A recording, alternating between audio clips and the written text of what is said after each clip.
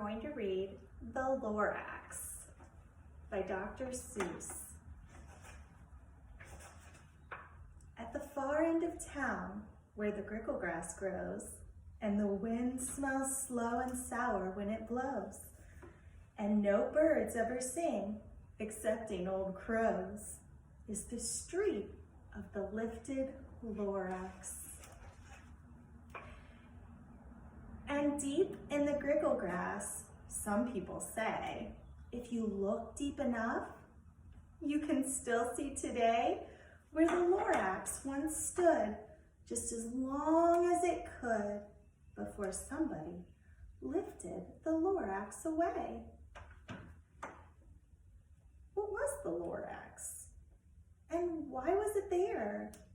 And why was it lifted and taken somewhere?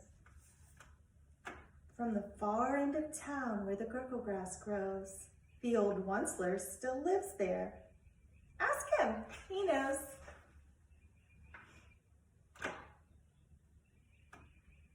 You won't see the Onceler. Don't knock at his door. He stays in his lurkum on top of his store. He lurks in his lurkum, cold under the roof, where he makes his own clothes out of muffered moof.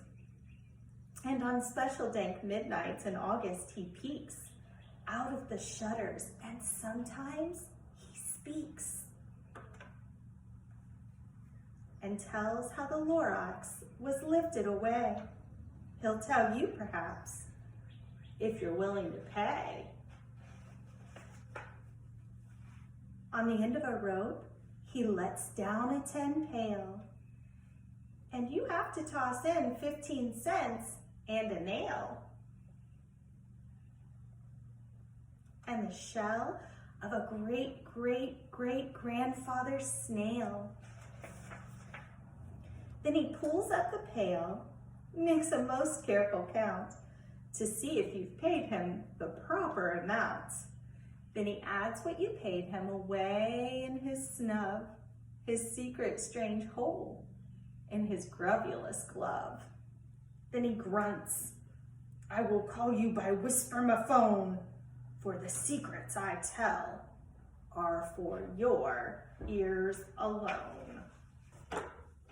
Slurp, down slips the whisper-ma-phone to your ear, and the old Onceler whispers are not very clear, since they have to come down through a snurgly hose, and he sounds as if he had smallish bees up his nose. Now I'll tell you, he says with his teeth sounding gray, how the Lorax got lifted and taken away. It all started way back, such a long, long time back. Way back in the days when the grass was still green, and the pond was still wet, and the clouds were still clean, and the song of the swoony swans rang out in space. One morning I came to this glorious place, and I first saw the trees, the truffula trees, the bright colored tufts of the truffula trees, mile after mile in the fresh morning breeze. And under the trees, I saw brown barbaloots frisking about in their barbaloot suits as they played in the shade and ate truffula fruits. From the rivulous pond came the comfortable sound of the humming fish humming while splashing around. But those trees, those truffula trees, all my life I'd been searching for trees such as these. The touch of their tufts was much softer than silk, and they had the sweet smell of fresh butterfly milk. I felt a great leaping of joy in my heart. I knew just what I'd do. I'd unload my cart. In no time at all, I had built a small shop. Then I chopped down the truffula tree with one chop, and with great skillful skill and with great speedy speed, I took the soft tuft and I knitted a thneed.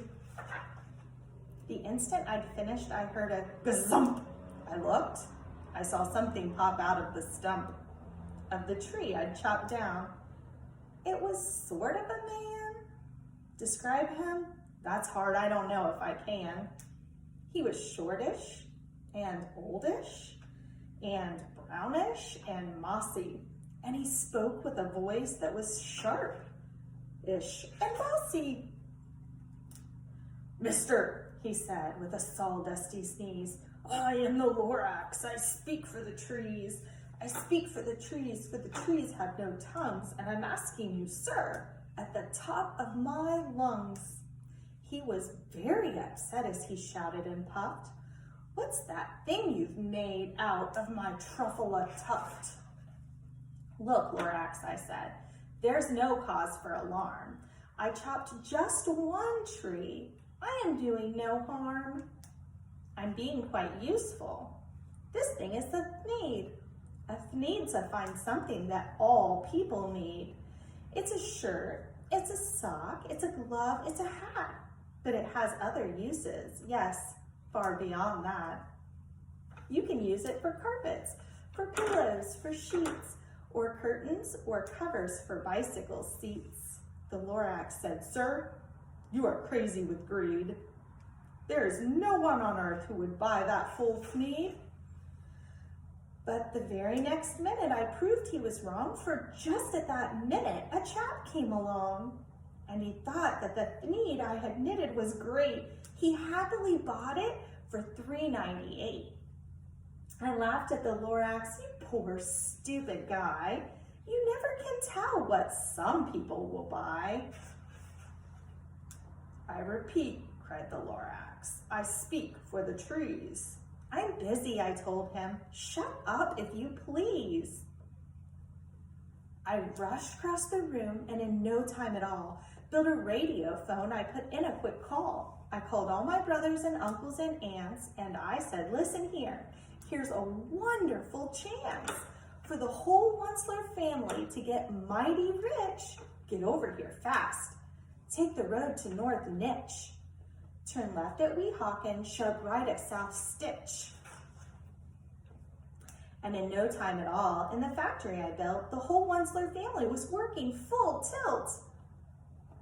We were all knitting thneeds, just as busy as bees, to the sound of the chopping of truffula trees. Then, oh baby, oh, how my business did grow. Now chopping one tree at a time was too slow. So I quickly invented my super axe hacker, which whacked off 4 truffula trees at one smacker. We were making thneeds 4 times as fast as before, and that Lorax, he didn't show up anymore. But in the next week, he knocked on my new office door. He snapped, "I'm the Lorax who speaks for the trees, which you seem to be chopping as fast as you please. But I'm also in charge of the brown barbaloots who played in the shade in their barbaloot suits and happily lived eating truffula fruits. Now, thanks to your hacking my trees to the ground, there's not enough truffula fruit to go round. And my poor baby barbaloots are all getting the crummies because they have gas and no food in their tummies. They loved living here, but I can't let them stay. They'll have to find food, and I hope that they may. Good luck, boys," he cried, and he sent them away. I, the Onceler, felt sad as I watched them all go, but business is business, and business must grow, regardless of crummies and tummies, you know. I meant no harm, I most truly did not, but I had to grow bigger, so bigger I got. I biggered my factory, I biggered my roads, I biggered my wagons, I biggered the loads. Of the thneeds I shipped out, I was shipping them forth to the south, to the east, to the west, to the north. I went right on biggering, selling more thneeds, and I biggered my money, which everyone needs.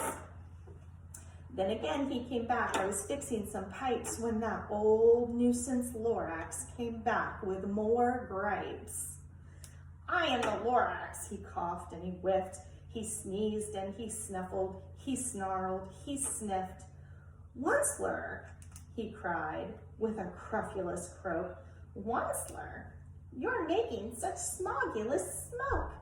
My poor swoomy swans, why they can't sing a note.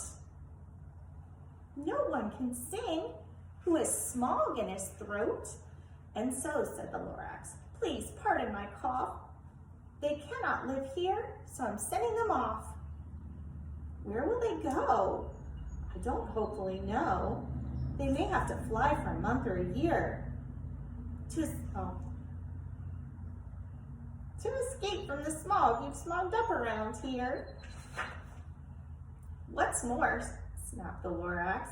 His dander was up. Let me say a few words about gluppity-glup. Your machinery chugs on day and night without stop, making gluppity-glup, also shloppity-shlop.